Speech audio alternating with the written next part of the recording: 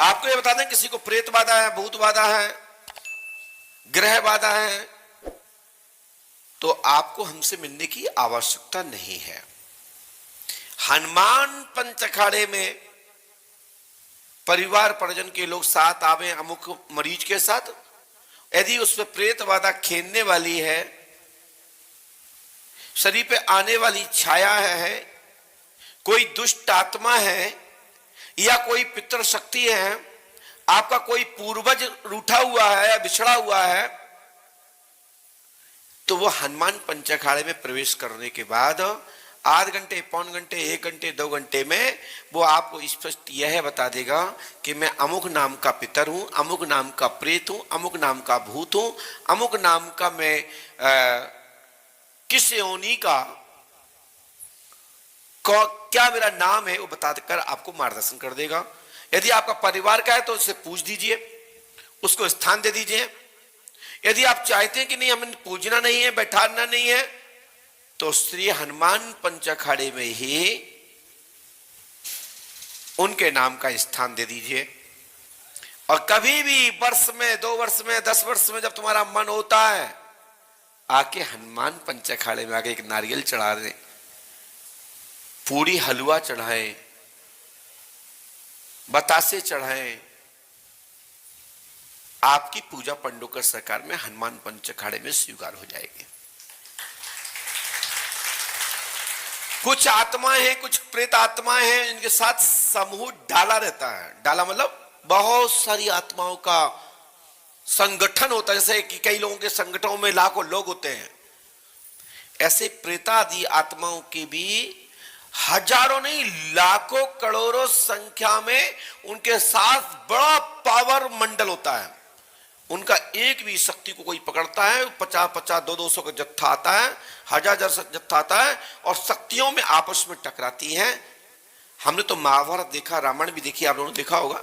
भलाई वो सीरियल है, नाटक है, एक मंचन है, लेकिन उसमें जब शक्तियां एक दूसरे जब बाण छोड़ते हैं तो आपस में दोनों बाण टकराते हैं, दोनों की शक्तियां टकराती हैं। जो पावरफुल होती है वो रह जाती है, और जो कमजोर होती है वो छीन हो जाता है, वही नष्ट हो जाता है। लेकिन अमुक आदमी पे दोहरा भेजता है, फिर वार करता है।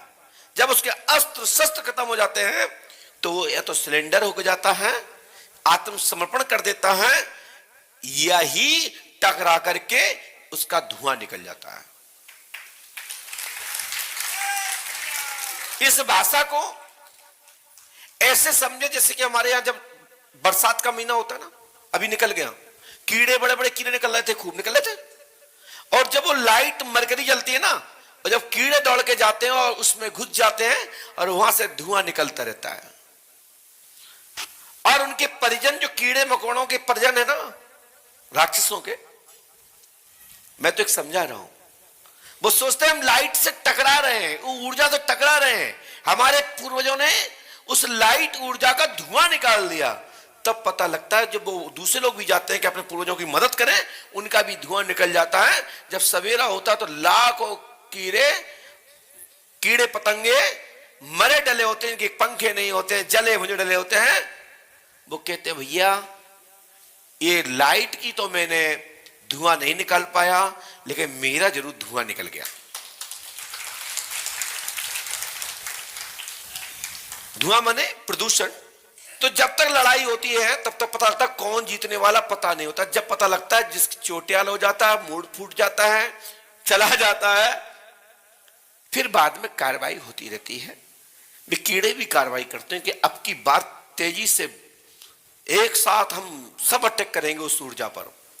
ऐसे ही तुम्हारे ऊपर जो नेगेटिविटी होती है, आपके ऊपर अंदर जो प्रेत आत्माएं होती हैं, तुम किसी भी साधक के यहां जाते हैं, किसी गुरु के यहां जाते हैं और वो पावरफुल नहीं है, पंडा, पुजारी, औजा, मठ, देवी देवालय स्थान, यदि वो सावधानी नहीं बरतता तो कई बार चोट उसका परिजन खा जाता है, जिसके घर में वो प्रेत आत्मा है। चोट माने नुकसान। लेकिन आप यहां पर बैठे हैं हनुमान जी पंडुक सका दरबार में, जहां हनुमान जी की 10 दिशाओं में विजय हुई है, आकाश में भी, पृथ्वी में भी।